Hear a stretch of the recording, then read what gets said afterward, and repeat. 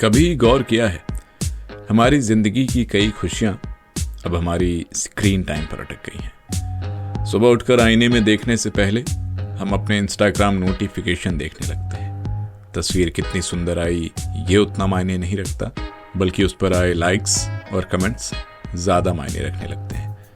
लेकिन क्यों हम दूसरों की नजर से अपनी अहमियत नापने लगते हैं? आज बात इसी पे जानेंगे। Why do we chase validation?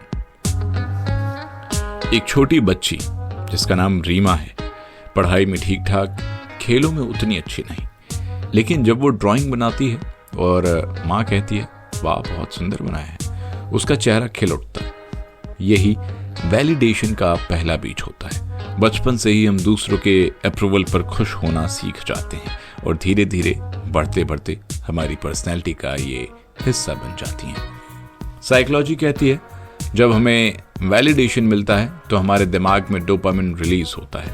ये वही केमिकल है जो हमें तब भी मिलता है जब हम चॉकलेट खाते हैं या कोई कॉम्प्लीमेंट सुनते हैं।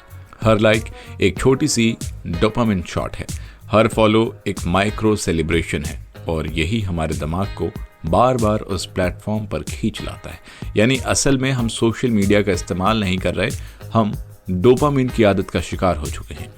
वैलिडेशन का असली खेल है हमारी पहचान यानी आइडेंटिटी। हम ये मानने लगते हैं कि अगर लोग मुझे नोटिस कर रहे हैं तो ही मैं मायने रखता हूँ। यही वजह है कि कोई अपनी तस्वीर को 5 बार एडिट करता है, कोई स्टेटस पर सीन बाय जीरो देखकर उदास हो जाता है और कोई अपने विचारों को सिर्फ इसलिए बदल देता है क्योंकि लोग उन्हें पसंद नहीं कर रहे। वैलिडेशन धीरे धीरे हमें ये भुलवा देता है कि हमारी अहमियत हमारी अपनी नजरों में कितनी है। लेकिन वैलिडेशन चेजिंग का अधूरा पहलू भी है।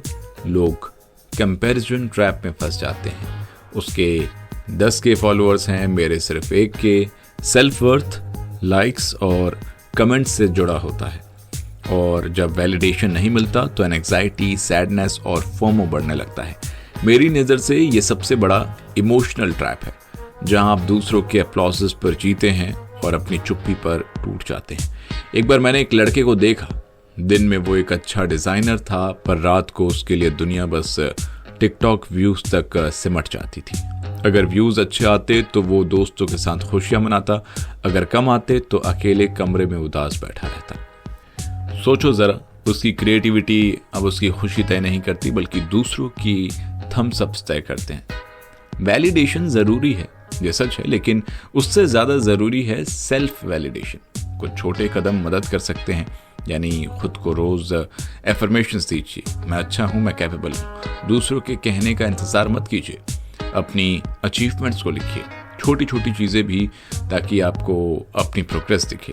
सोशल मीडिया को एक टूल मानिए, आइडेंटिटी नहीं।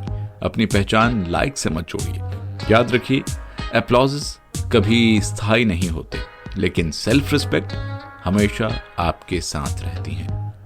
तो सुनो जिंदगी के दोस्तों, वैलिडेशन बुरी चीज नहीं है। हर इंसान को पसंद किया जाना अच्छा लगता है, लेकिन असली सवाल यह है क्या आप अपने लिए उतने ही कीमती हो जितने आप दूसरों की नजर में होना चाहते हो। दुनिया कभी भी तालियां बजाना बंद नहीं कर सकती, लेकिन अगर आप खुद के लिए ताली बजाना सीख गए तो ये जिंदगी वैलिडेशन की दौड़ से निकलकर सुकून की मंजिल बन जाएगी।